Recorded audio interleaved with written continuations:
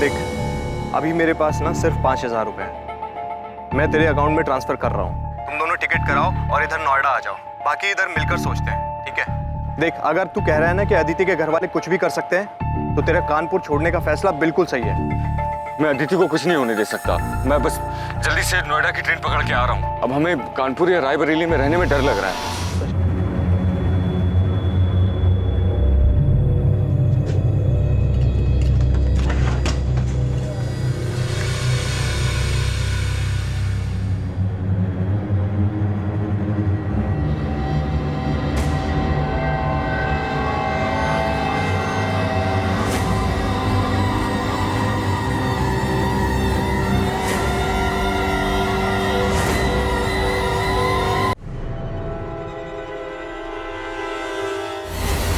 जंगल का एक भी कोना छूटा नहीं चाहिए।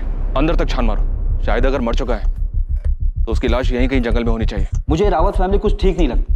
अदिति के गायब होने के कुछ दिन बाद जब हमें अदिति और शाहिद के बारे में पता चला तो इन लोगों ने केस क्लोज करने के लिए बोल दिया। इनफैक्ट इस बात का जिक्र भी नहीं किया कि अदिति और शाहिद शादी करने के बाद उनके घर आए थे। और अब जब अदिति की डेड बॉडी मिली है तब इन लोगों ने बताया कि वो दोनों घर आए थे। मतलब आपको लग रहा है कि?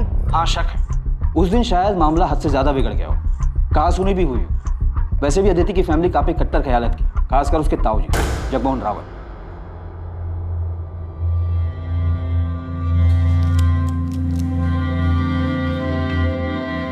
मैं जरा बाहर से उठ गया, कुछ काम है। तुम सुभाष को देखते रहे, अब भी दिल पर बोझ लेकर बैठे। लेकिन इसमें उनकी क्या गलती थी? वो खुद को क्यों दोष दे रहे? ज्योति, रिश्ते का गला घोटना इतना आसान नहीं है, फिर चाहे तुम्हारे पीठ में कोई चुराई क्यों न घोंपते। सर, माथुर सर ने शाहिद के रायबरेली वाले घर का एड्रेस भेजा है। उदित, तुम तुरंत रायबरेली के लिए निकलो। और अगर ये सारा काम शाहिद का क्या कराया है और वो रायबरेली में कहीं छुपा हुआ है तो पहले से ही चौकन्ना होगा। और अगर उसे तनिक भी भनक लग गई तुम्हारे रायबरेली जाने के बारे में तो वहां से निकल सकता है और हम ये चांस बिल्कुल नहीं ले सकते। तो बी केयरफुल। मैं लोकल पुलिस से बात करूँ।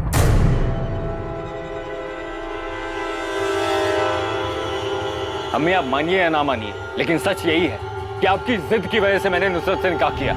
हमारे बीच में प्यार जैसा कुछ था ही नहीं, तो ऐसे निकाह का क्या फायदा जहाँ दो इंसान खुशी ना हो। बस, नुसरत के खिलाफ मैं कुछ नहीं सुनूंगी। अम्मी, मैं चुप कर, बेहया कहीं की, कैसी बेशर्म लड़की है। अरे शादी का इतना ही शौक था तो जाके अपने माँ बाप से बोलती ना। जवान है, सुंदर है, और कौन सी तेरी उम्र निकली जा रही है जो तूने मेरे शादीशुदा बेटे को फंसा लिया। अम्मी, ये लड़की अपने घर के ऐशो आराम को छोड़कर मेरे साथ आई क्योंकि मुझसे सच्चा प्यार करती है ये, और मेरे लिए बहुत मायने रखता है। शाहिद, मैं आपके लिए कोई मायने नहीं रखती। बस नुसरत, इस बेगैरत के लिए आंसू बहाने की कोई जरूरत नहीं है। शाहिद, आज तुझे फैसला करना होगा। या तो इस लड़की को छोड़कर तू इस घर में हमेशा के लिए वापस आ जा, या इस घर को छोड़ दिया। अम्मी, चल, आपकी जबरदस्ती की वजह से मैंने नुसरत से निकाह किया। हमारे बीच में प्यार जैसा कुछ था ही नहीं। Welcome to Kanpur sir. Professor Vineet को हमने उठा लिया। वो यहाँ फिलहाल लॉकअप में बंद है, लेकिन इज्जत और नौकरी जाने के बाद भी इसकी सनक बरकरार है। चलो देखते हैं शेक्सपियर के अलावा और कौन सा ड्रामा रचने की फ्राक में। एक कप और मिलेगी? लंच भी मिलेगा, लेकिन उससे पहले तुम्हें हमारे सवालों के जवाब देने होंगे। वैसे आप कौन हैं? Inspector Abhijit Sharma, Noida police. अदिति की डेड बॉडी आपको मिली थी? हाँ। क्या लगता है आपको, अदिति को उसी टैक्सी ड्राइवर ने मारा है जिसके साथ वो आती जाती थी? केस को काफी क्लोजली फॉलो कर रहे हो। जिसकी वजह से मेरा सब कुछ खत्म हो गया, उसे एंड तक फॉलो करना तो बनता है ना।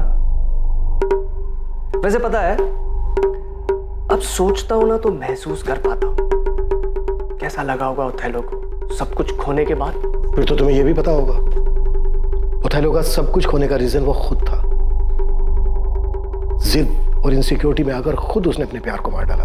वाह सर, आपने ओथेलो पढ़ा है? अच्छा ये बताइए, आपका सबसे पसंदीदा कैरेक्टर कौन सा है? अपना ये ड्रामा बंद कर दे प्रोफेसर, ये पुलिस स्टेशन है, कोई स्टेज नहीं। All world is a stage, all men and women are merely players. ये पूरी दुनिया एक रंगमंच है और हम सब इसकी कठपुतली हैं। कोई मरता नहीं, कोई मारता भी नहीं है। बस जब जिसकी जरूरत खत्म हो जाती है उसे इस रंगमंच से अलविदा लेना पड़ता है। अदिति शाहिद से प्यार करती थी, भाग गई थी उसके साथ। ये जानने के बाद अपनी जिंदगी में तुम्हें उसकी जरूरत तो रही नहीं होगी, तो क्या तुमने उन दोनों की जिंदगी को रंगमंच से अलविदा कर दिया? शाहिद उस लड़की अदिति को लेकर यहाँ आया था, लेकिन मैंने उन्हें दरवाजे से लौटा दिया, घर के अंदर भी नहीं ली। उसके बाद दोनों कहाँ गए मुझे नहीं पता। ये कौन है? ये असलम है, नुसरत का भाई। ठीक है, फिर भी हमें आपके घर की तलाशी लेनी होगी। देखिए साहब, शाहिद घर पर नहीं और पूरा गांव जानता है कि रुखसार कभी झूठ नहीं बोलती। उसके बाद भी अगर आपको अंदर जाना है तो वारंट लाइए। देखिए रुखसार जी, मामला बहुत संगीन है। नोएडा के जंगल में अदिति की लाश मिली हमें। सिर्फ अदिति की लाश मिली, शाहिद की नहीं? क्यों, मिलनी चाहिए थी। असलम क्या बकवास कर रहे हो? अरे मैं तो सिर्फ ऐसे ही पूछ रहा हूँ, वो दोनों साथ में गए थे इसलिए। साहब शाहिद कहाँ है? हम वही तो पता लगाने की कोशिश कर रहे हैं। अब या तो शायद अदिति को मार के गायब हुआ है, या फिर शायद वो खुद भी जिंदा नहीं है।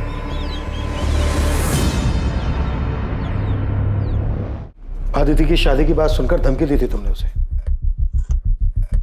कि वो सिर्फ तुम्हारी है, लेकिन फिर जब तुम्हें पता चला कि आदिति पहले से ही एक मामूली से टैक्सी ड्राइवर शाहिद से शादी कर चुकी है, तो बहुत गुस्सा आया होगा तुम्हें, बहुत चोट पहुंची हो, क्योंकि एक मामूली सा टैक्सी ड्राइवर तुम्हारी जगह जो ले चुका था।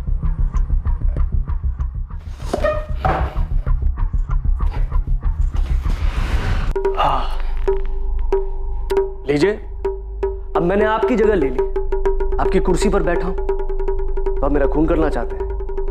नहीं ना, क्योंकि आप जानते हैं कि मेरे यहां बैठने से आपकी वैल्यू और आपकी पोजीशन में कोई फर्क ही नहीं पड़ता। ठीक उसी तरह, चाहे मुझे अच्छा लगा या नहीं लगा, सच यही था कि अदिति उस टैक्सी ड्राइवर से प्यार करती थी। मेरे जोर जबरदस्ती करने के बाद भी उसके मन में उस टैक्सी ड्राइवर के लिए जो प्यार था, उसमें कोई फर्क ही नहीं पड़ता। इसलिए जगह ले ली नहीं ले ली, ये सब बकवास है। एक बार को तो तुमने सोचा होगा कि अदिति पढ़ी लिखी लड़की है, उसका और तेरा इंटेलेक्चुअल लेवल मैच करता है, और दूसरी तरफ वो टैक्सी ड्राइवर शाहिद, जिसका अदिति के साथ कोई मेल नहीं था। आपको लगता है कि मैं इंटेलेक्चुअल हूं और वो टैक्सी ड्राइवर गवार है? सर, ये सिर्फ एक मुखौटा है जो अंदर के असली चेहरे को छुपा देता है। बात को गोल गोल घुमाने से मुद्दा नहीं बदल जाता प्रोफेसर। जो बात है सच सच बता दे, वरना इसी लॉकअप के अंदर एक एक करके तेरे चेहरे से सारे मुखौटे उतार देंगे हम। मुखौटा पहले उनका उतारिए जो खानदानी और इज्जतदार होने का दावा करते हैं, और फिर उसी शान की आड़ में अपनों की ही बलि चढ़ा देते हैं। अदिति का मर्डर उसकी फैमिली का है? नहीं, मैंने ऐसा तो नहीं कहा, लेकिन लगता है आपके मन में उनके लिए शक है, तभी सबसे पहले उनका ख्याल आया। वैसे आपको उस टैक्सी ड्राइवर की फैमिली पर भी शक होगा। जरा सोचिए ना सर, अगर मोहब्बत की दुश्मनी फैमिलीज ना होती तो ये दुख भरी प्रेम कहानियां अमर कैसे होगा?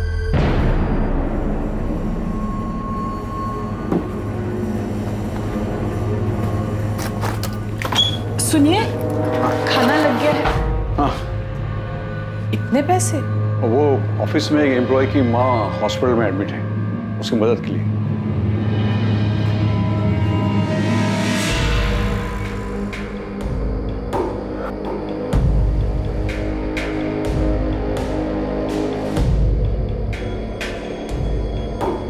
नुसरत, भूल जाओ उसे, ये मान ले कि मेरा बेटा कभी तेरे लायक था ही नहीं।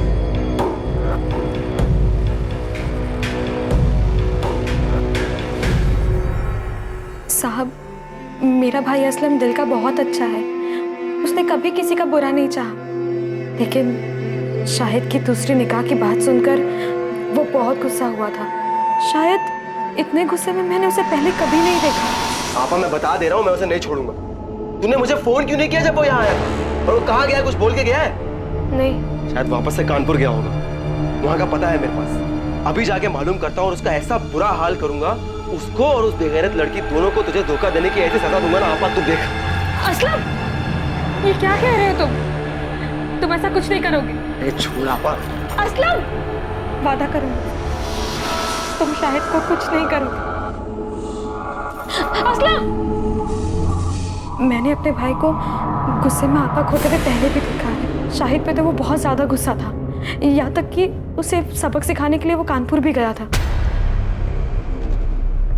सर, शाहिद के कॉल रिकॉर्ड्स और फोन लोकेशन स्कैन किए, 8 सितंबर के बाद से उसका फोन स्विच ऑफ आ रहा था, लेकिन अजीब बात यह है कि 12 सितंबर की सुबह उसका फोन फिर से स्विच ऑन किया गया, जिसकी फोन लोकेशन नोएडा की थी, और उसके बाद चंद मिनटों बाद ही उसका फोन फिर से स्विच ऑफ किया गया। उसके बाद से अभी भी ऑफ आ रहा है।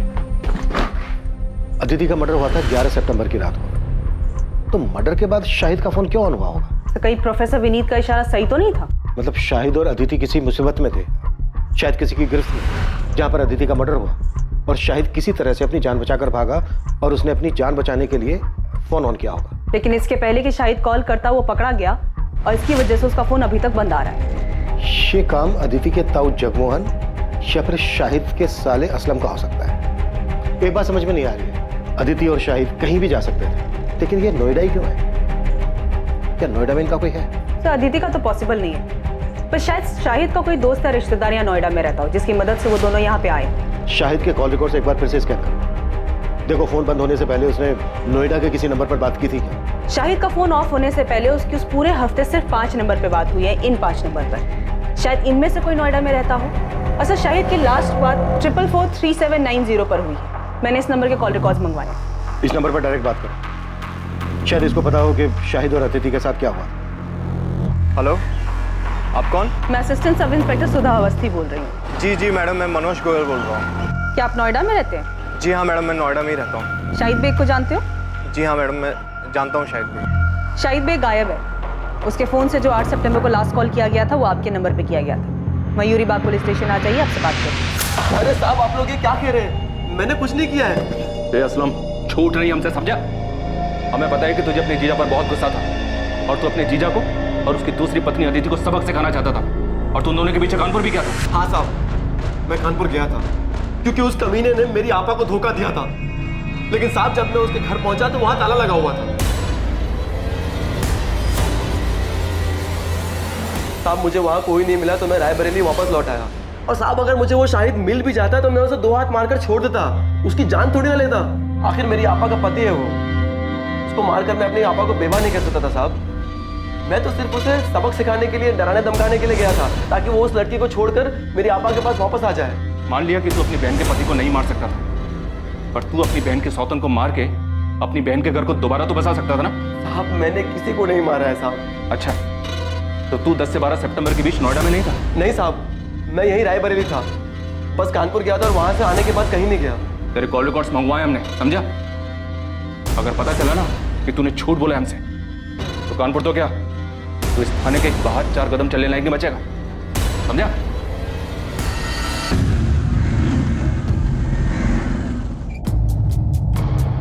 सर, मैं भी रायबरेली से ही हूँ। नोएडा में पिछले 8 सालों से रह रहा हूँ। शायद मेरे बचपन का दोस्त है। क्या तुम ये भी जानते हो कि शाहिद एक लड़की के साथ भाग कर यहाँ नोएडा आया था? जी सर, जानता था, और ये भी जानता हूँ कि उस लड़की का नाम अदिति है।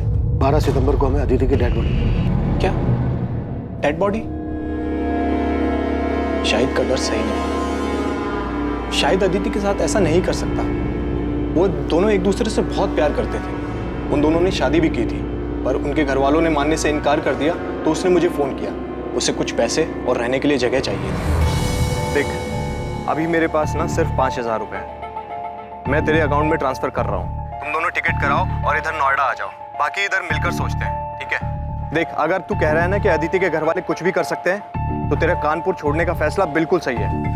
मैं अदिति को कुछ नहीं होने दे सकता। मैं बस जल्दी से नोएडा की ट्रेन पकड़ के आ रहा हूँ। अब हमें कानपुर या रायबरेली में रहने में डर लग रहा है। तो शाहिद मेरे पास यहाँ नोएडा आ गया था। तो 2 दिन शाहिद यहाँ नोएडा में तुम्हारे पास तुम्हारे घर पे रुका था? हाँ सर, मैंने इंतज़ाम किया था। वैसे मैं एक छोटा मोटा स्टेट एजेंट हूँ सर। सेक्टर 49 में एक फ्लैट मेरे पास खाली पड़ा था, उसकी चाबी मेरे पास ही थी। वो फ्लैट मुझे किराए पे चढ़ा, तो मैंने शाहिद और अदिति को वहाँ रहने दिया।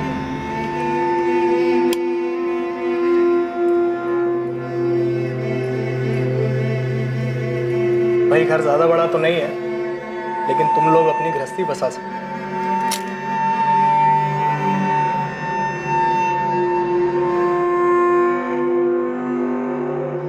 घर बड़ा नहीं, इंसान का दिल बड़ा होना चाहिए, जैसे कि आपका है। Thank you so much Manoj भैया। ये बात शायद 8 सितंबर की हो। वो दोनों बहुत खुश थे। मैं चाबी देके वहाँ से निकल गया, और शाहिद ने मुझे बताया था कि वो अपना फ़ोन ऑफ रखेगा, तो मेरी इस बीच उससे कोई बात नहीं। 2 दिन बाद 10 तारीख को जब मुझे वक्त मिला तो मैं उनका हाल चाल लेने के लिए वहां पहुंचा।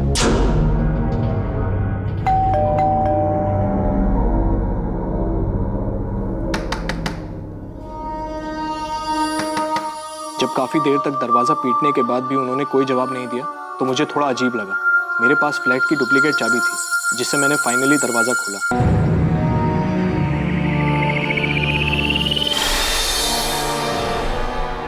लेकिन अंदर का नजारा देखकर मैं हैरान रह गया। पूरा घर बिखरा पड़ा था। शाहिद, अदिति। मैंने अंदर जाकर भी देखा लेकिन दोनों अदिति और शाहिद वहां नहीं थे। सर मैंने शाहिद का फोन भी ट्राई किया था लेकिन वो बंद था। मुझे समझ नहीं आ रहा था कि वहां हुआ क्या था। तुम्हें अपने दोस्त की इतनी चिंता थी तो फिर पुलिस को फोन क्यों नहीं किया? घर इतनी बुरी तरह से तहस नहस था तो तुम्हें लगा नहीं कि कोई बड़ी बात हो सकती है? वो दोनों किसी मुसीबत में हो सकते हैं। सर मैं डर गया था घर को उस हालत में देखकर। और फिर अगर घर के मकान मालिक को ये बात पता चल जाती कि मैंने ऐसे ही ये घर किसी को दे दिया तो मैं बहुत प्रॉब्लम में फंस जाता सर। इसलिए 2 दिन तक मैंने किसी को कुछ नहीं कहा। फिर मुझसे रहा नहीं गया सर। मैं पुलिस के पास आने ही वाला था कि शाहिद का फोन मुझे आया। 2 दिन बाद यानी कि 12 तारीख को। लेकिन अदिति का मर्डर तो 11 तारीख की रात को हुआ और शाहिद का फोन तो बंद था। इनफैक्ट 12 सितंबर की सुबह को कुछ सेकंड के लिए उसने अपना फोन ऑन किया था लेकिन उस बीच उसने कोई कॉल नहीं किया। हाँ मैम, उसने अपने मोबाइल से नहीं किसी अनजान नंबर से कॉल किया था। मनोज, वो लोग अदिति को उठा के ले गए। अरे कौन ले गया? कहाँ ले गया? उस दिन घर में हुआ क्या था शाहिद? मैंने उसको प्रॉमिस किया था मैं उसे कुछ नहीं होने दूंगा लेकिन मैं उसको नहीं बचा पाया मनोज। नहीं बचा पाया मतलब? क्या हुआ अदिति को? तुम दोनों ठीक तो हो ना? मुझे उसके बगैर नहीं जीना मनोज। कोई मतलब नहीं है जीने का उसके बगैर। Hello Shahid, hello. सर मैंने फिर से उस नंबर पे कॉल किया तो पता चला वो नोएडा के किसी पीसीयू का नंबर है। मैं बहुत डर गया था सर। मुझे कुछ समझ नहीं आ रहा था। मैंने तो दोस्ती यारी में उसकी मदद की थी पर इस झमेले में और नहीं फंसना चाहता था। इसीलिए मैंने किसी को कुछ नहीं बताया। अच्छा, शाहिद ने जब उस दिन तुम्हें फोन किया और कहा कि कुछ लोग अदिति को उठा कर ले गए, क्या लगता है तुम्हें शाहिद किसकी बात कर रहा है? पता नहीं सर, उसने किसी का नाम तो नहीं बताया पर हाँ उसने एक बार बताया था कि अदिति के घर वाले काफ़ी रूढ़िवादी किस्म के लोग थे। मुझे पता नहीं और उस दिन शाहिद से बात करके मुझे सबसे पहला ख्याल अदिति के घर वालों का आया। असलम के कॉल रिकॉर्ड्स आ गए? नहीं सर, अभी तक नहीं आए पर हमारी नज़र 24 घंटे उस पर है। सर मनोज को जिस पीछे से कॉल आया था वहाँ कोई सीसीटीवी नहीं है। दुकानदार को भी कॉलर का चेहरा याद नहीं है। हमने उसे शाहिद की फोटो भी दिखाई पर वो पहचान नहीं पाया। मनोज की बात से तो ये ऑनर किलिंग का ही केस लग रहा है। एक काम करो, अदिति के ताऊ जगमोहन और पिता सुभाष, इन दोनों को भी कॉल रिकॉर्ड्स निकालो। हो सकता है इन दोनों ने ये काम किया हो और पूरे चांसेस हैं कि इस केस में सुपारी दी गई हो।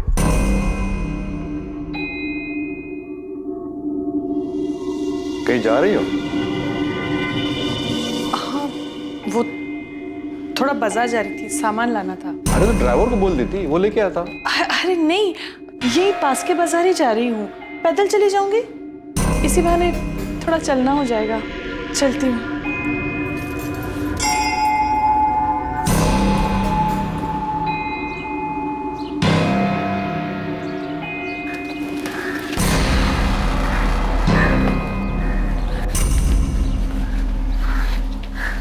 सोनाली, माँ,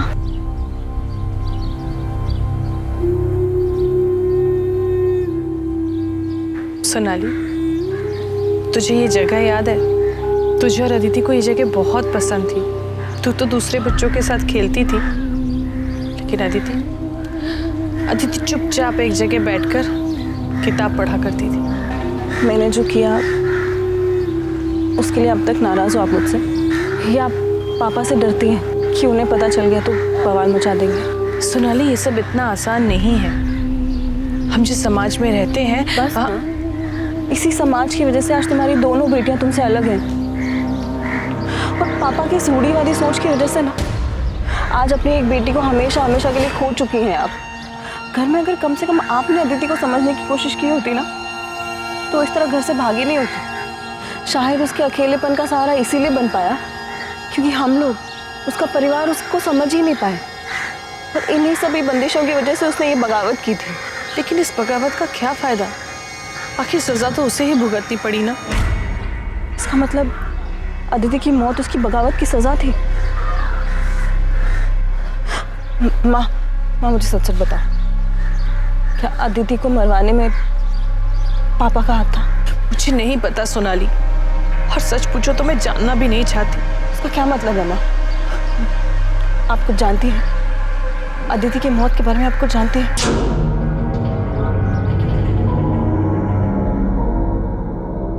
सुभाष, संभालो अपने आप को। अरे जिसने एक पल में बिना सोचे हम सबको पराया बना दिया, अपने नाम और परिवार की इज्जत के बारे में तक नहीं सोचा, उसके बारे में भूल जाना ही अच्छा है। भैया आप जिसकी बात कर रहे हो वो मेरी बेटी है। सुभाष, अदिति मेरी भी बेटी थी। मेरे लिए भी ये सब करना आसान नहीं है, लेकिन अपने परिवार और प्रतिष्ठा बनाए रखने के लिए हमने जो फैसला लिया है वो बिल्कुल सही है। जब से अदिति की लाश देखी है तब से घूम फिर कर ये बात मेरे मन में आके अटक जाती है। फिर लगता है कि नहीं, वो ऐसा कुछ नहीं कर सकती, लेकिन उनकी बातें याद आ जाती हैं और फिर लगता है कि इन सब के पीछे इन्हीं का हाथ है।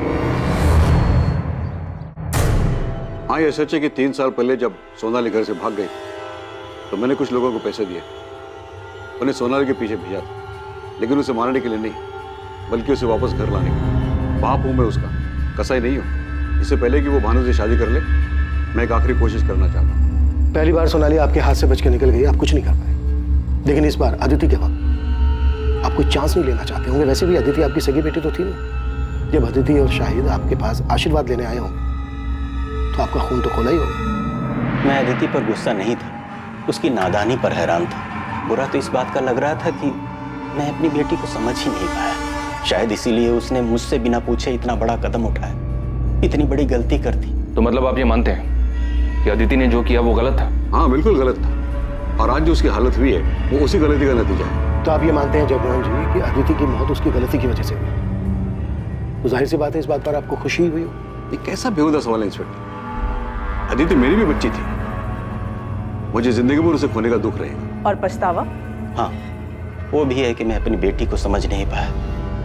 बाप होने के बावजूद अपनी बेटी को बचा नहीं सका। भैया का तो नहीं जानता, पर मैं अपनी बेटी को कभी कोई नुकसान नहीं पहुंचाऊंगा। हर मुजरिम शुरुआत में अक्सर यही राग अलापता है जगमोहन जी। ठीक है, इसके आगे मैं कुछ नहीं बोलूंगा। आप जो सोच रहे हैं उसे साबित करके दिखाइए।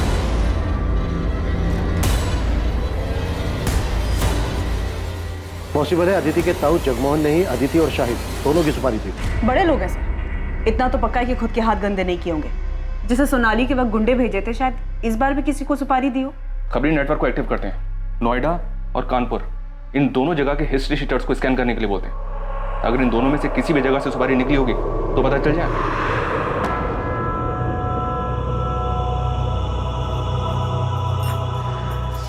नुसरत बेटा, मैं समझती हूँ जो कुछ भी हुआ उसके बावजूद शाहिद तुम्हारा शौहर है, तुम्हें उसकी याद तो आती होगी, लेकिन जो गलती शाहिद ने की ना वो माफी के लायक नहीं थी। मैंने वही किया जो मुझे सही लगा। यही तो मुश्किल है ना अम्मी, आप सब ने वही किया जो आप सबको सही लगा। आपको सही लगा तो आपने शाहिद की मर्जी के बगैर उनका निकाह हमसे करवा दिया। शाहिद को सही लगा तो उन्होंने मुझे बिना बताए अपना जीवन साथी चुना। आपको सही लगा तो आपने उनको घर से निकाल दिया। असलम को सही लगा तो उन्होंने, इन सब में मैंने तो अपना सब कुछ खो दिया ना आज मेरे पास शौहर है, ना आज मेरे पास औलाद है। अरे मुझे तो ये तक भी नहीं पता कि शाहिद जिंदा है या नहीं। अम्मी, अगर आज तक आप सब कुछ सही करती आई तो मेरे साथ गलत कैसे हो गया? कुछ समझ में नहीं आ रहा है। इतने सारे सस्पेक्ट्स हैं पर किसी के खिलाफ भी कोई पुख्ता सबूत नहीं मिल रहा है। सर, अदिति के ताऊ जगमोहन रावत, पिता सुभाष रावत और प्रोफेसर विनीत अग्रवाल, इन सबके कॉल रिकॉर्ड स्कैन किए, सब क्लियर है सर। पर ये असलम के कॉल रिकॉर्ड में से गड़बड़ दिखाई दे रहा है। 10 और 11 सितंबर को इसका फोन स्विच ऑफ था।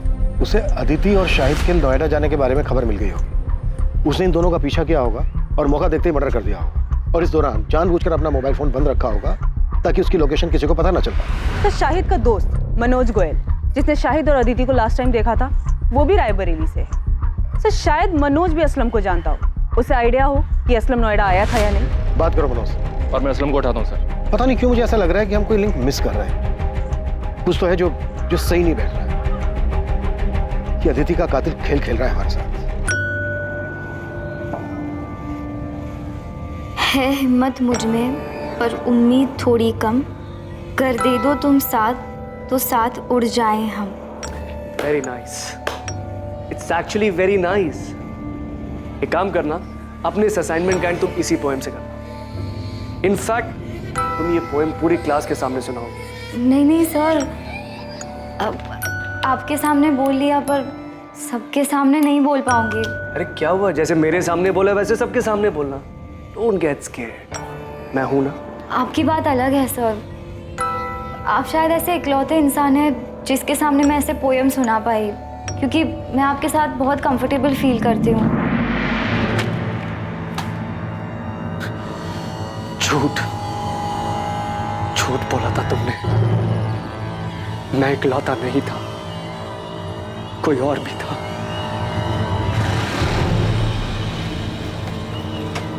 आ गया?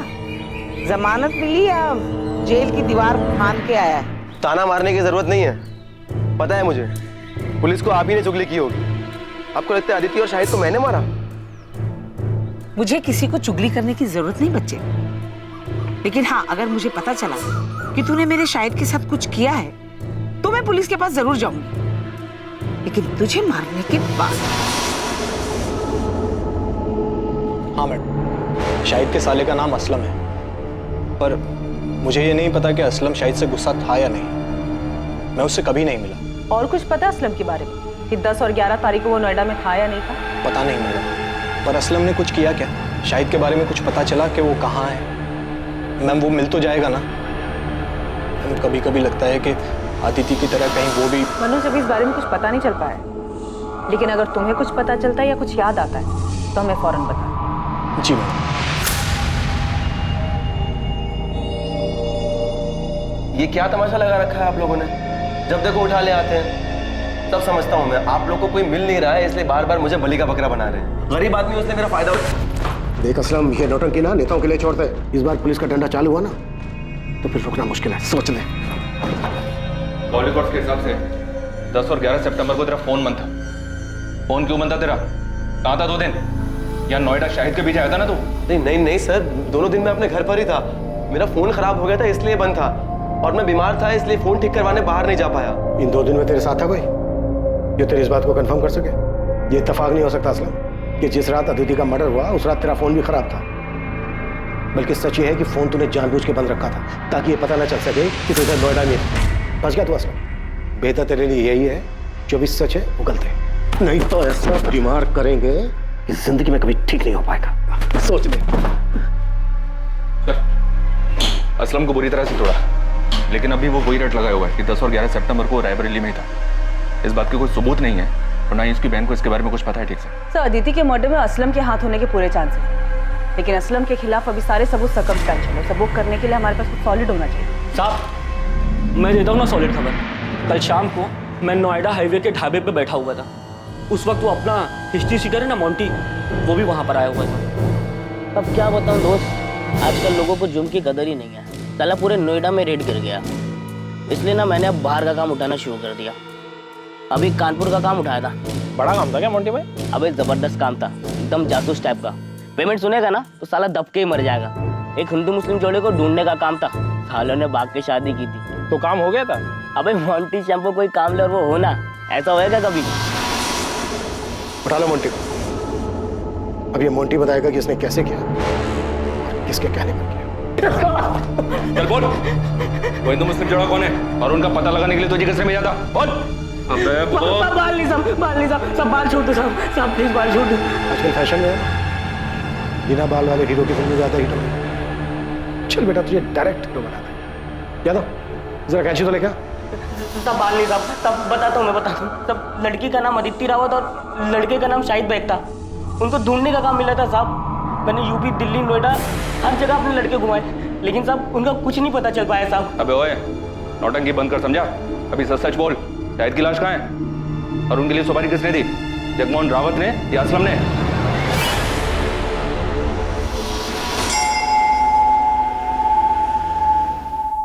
देखिए, बात को घुमाइए मत, सीधे सीधे बोलिए कि आपको लगता है मैंने अदिति को मारा है और आप मुझे गिरफ्तार करने आए। हम आपको नहीं, आपके भाई को गिरफ्तार करने आए।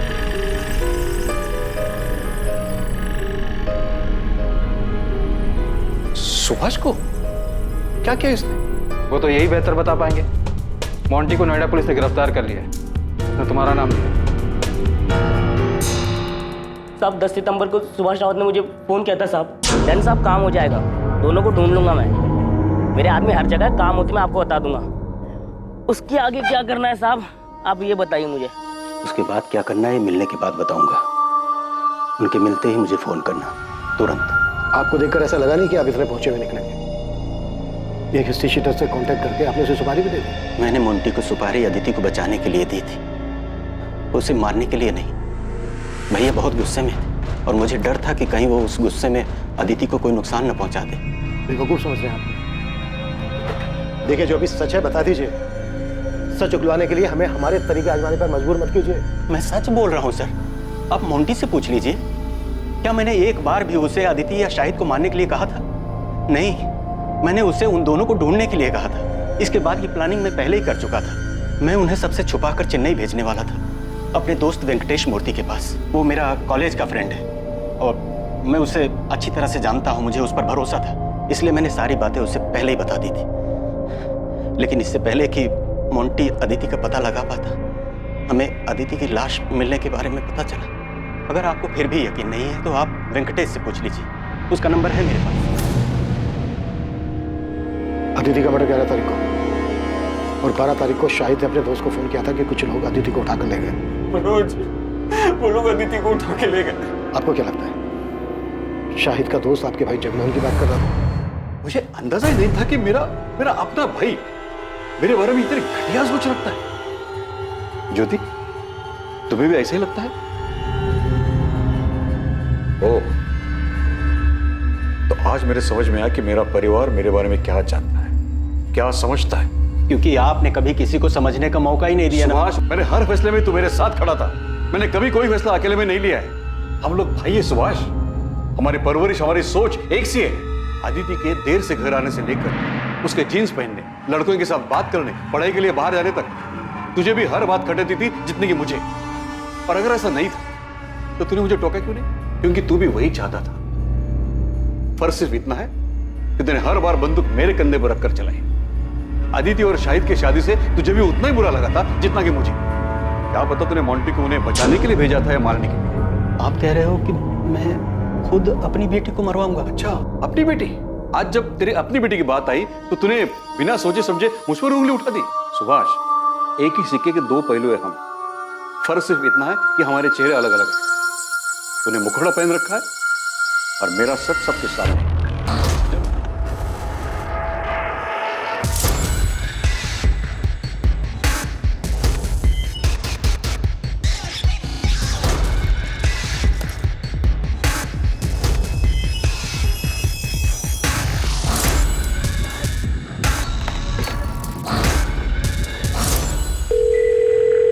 हेलो, एक टेम्पो का नंबर भेज रही हूँ, उसके ओनर की डिटेल चाहिए मुझे तुरंत।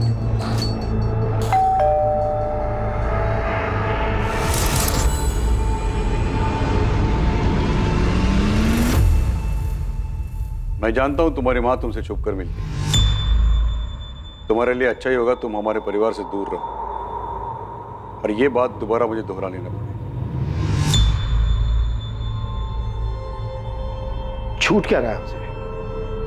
असलम भी कुछ नहीं बोल रहा है, उसके खिलाफ भी कुछ नहीं मिल रहा है, बाकी सबके कॉल रिकॉर्ड्स भी क्लीन है। चोरी किए गए गहनों के बारे में भी अभी तक कोई इन्फॉर्मेशन नहीं मिली है। तकरीबन 15 लाख के थे, पक्का कातिल के पास ही होंगे। क्योंकि अगर उसने गहने बेचने की कोशिश की होती तो नोएडा, कानपुर या रायबरेली के किसी ज्वेलरी शॉप से ऐसी कोई खबर सामने आ ही जाती। 12 सितंबर की सुबह 2:54 पे ये टेम्पो चिवारी गांव की तरफ मुड़ा था। उस रात भर में ये अकेला व्हीकल है जो 1 बजे के बाद उस रास्ते से गुजरा था। तब मुझे पूरा यकीन है अदिति को इसी टेम्पो में ले जाया गया होगा। और सबसे बड़ी बात, इस टेम्पो के ड्राइवर ने बताया कि उसके मालिक ने अचानक से उस रात फोन करके ये टेम्पो मंगवाया था। इसका मालिक का नाम?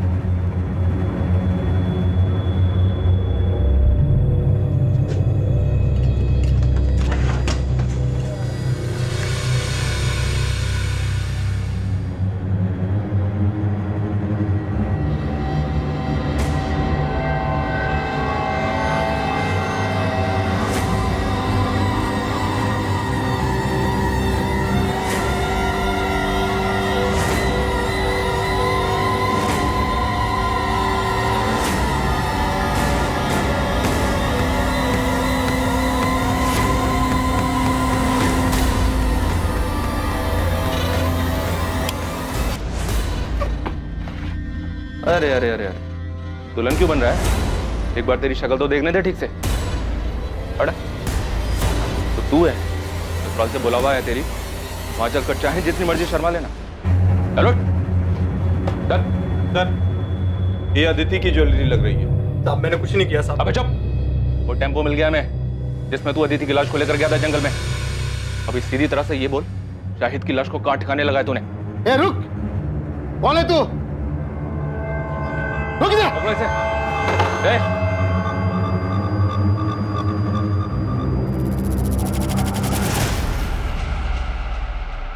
शाहिद बेग। ये जब से आया तब से इसने मुझे एक बार भी गहने छूने तक नहीं दिए। आज जब ये खाना लेने बाहर गया, मैंने सोचा 2-4 गहने निकाल ले। मेरे साथ गद्दारी कर रहा था। इतना गिरा हुआ इंसान है। बंद करिए नौटंकी। और ये कैसी प्रेम कहानी है जिसमें लैला मर गई और मजनू अभी तक जिंदा है और उसके गहने दबाकर बैठा है? ऐसा मत कहिए सर, सच्चा प्यार कर देते हम दोनों, निकाह भी किया था हमने, सबकी सहमति से नया घर बसाना चाहते थे, लेकिन ऐसा हुआ नहीं। तो तुम अदिति को लेकर यहाँ नोएडा मनोज के घर ले आए और सर हम इसके दिए हुए घर में खुश थे।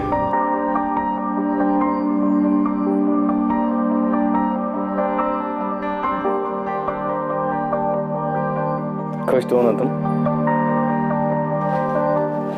मैं बहुत खुश हूँ। हम दोनों साथ हैं, यही काफी है। क्या बन रहा है भाई खाने में? मैं बस रोटियां बना रही हूँ, आप दोनों खाने बैठ जाइए। खुश तो हो ना तुम दोनों यहाँ? हाँ यार, तेरी वजह से कम हम दोनों के सर के ऊपर छत तो है, वरना पता नहीं हम दोनों कहाँ कहाँ भटकते रहते हैं। मैं प्लेट लगाता हूँ।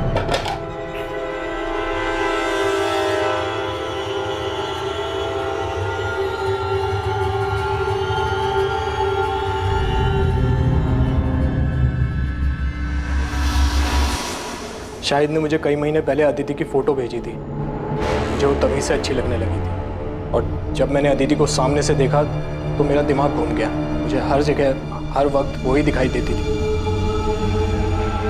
बस एक बार उसे पूरी तरह से पाना चाहता था।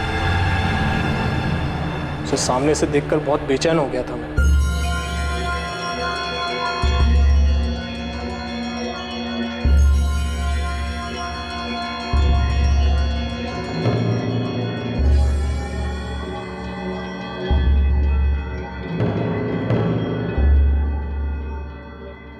मनोज भैया, शाहिद बस 5 मिनट में ना कर आएगा, तब तक आप चाय पीजिए।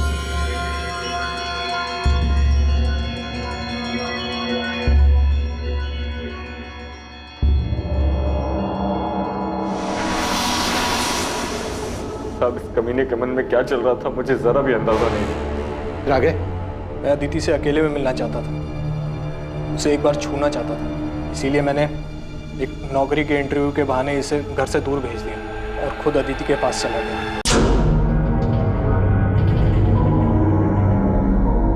हो गया अदिति? हाँ, बस 2 मिनट।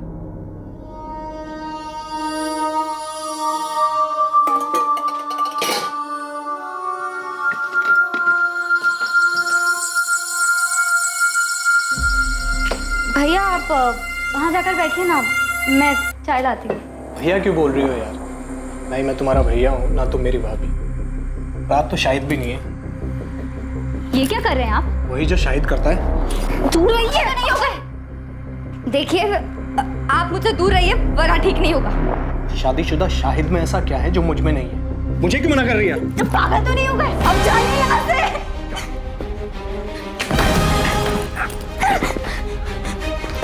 मैं मार दूं। अब जाइए यहाँ से।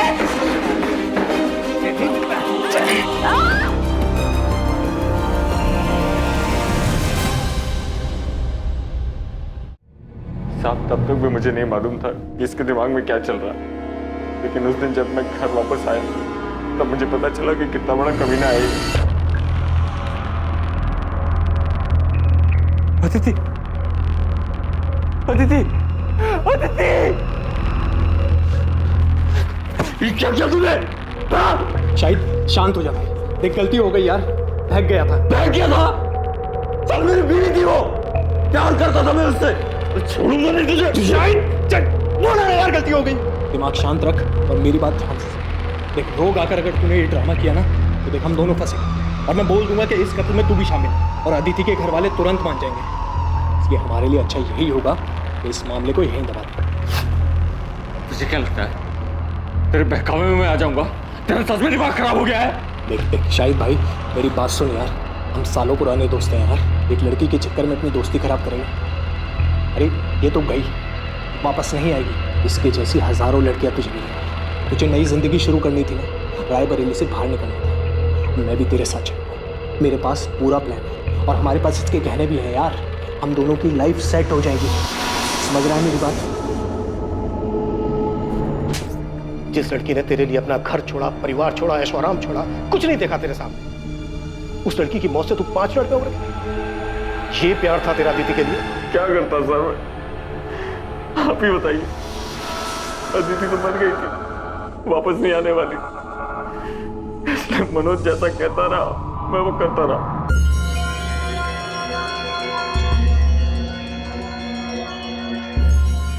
शायद देख, इस काम को हमें बहुत संभाल कर और आराम से करना होगा, समझा?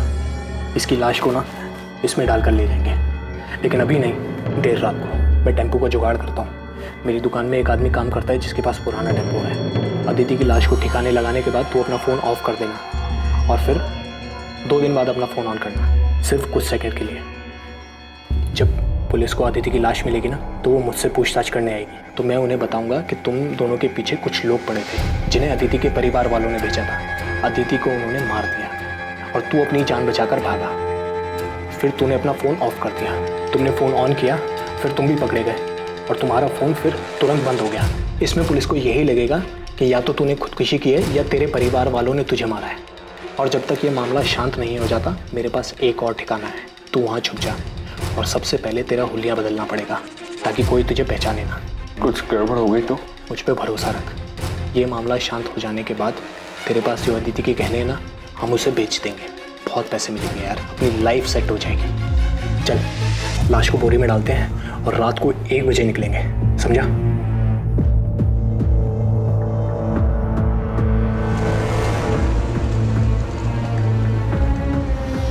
और फिर अदिति की लाश को हम जंगल में फेंककर घर वापस आ गए। साले तू अदिति से प्यार करता था, 5 मिनट में उसके कातिल के प्लान में शामिल हो गया ताकि तू अदिति के पैसों से एक सुकून भरी जिंदगी शुरू कर सके। मैं इसके बहकावे में आ गया था। मैं सच कह रहा हूँ, उसकी मौत का मुझे अभी भी बहुत अफसोस है। मैंने अपनी पूरी जिंदगी में तेरे जैसा स्वार्थी आदमी नहीं देखा। क्या नहीं था तेरे पास? हाँ? क्या नहीं था तेरे पास? एक समझदार बीवी थी, बेहद प्यार करने वाली अदिति थी, लेकिन सच ये है कि तू इनमें से किसी के लायक नहीं था।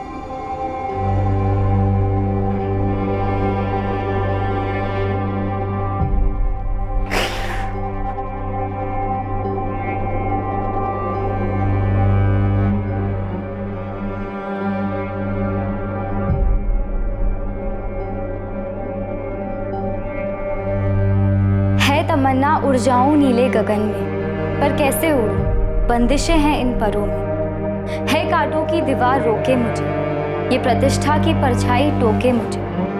है अरमा छू लूं सितारों को, तोड़ दूं इन बंदिशों इन दीवारों को। है हिम्मत मुझ में पर उम्मीद थोड़ी कम है, कर दे दो तुम साथ तो साथ उड़ जाएं।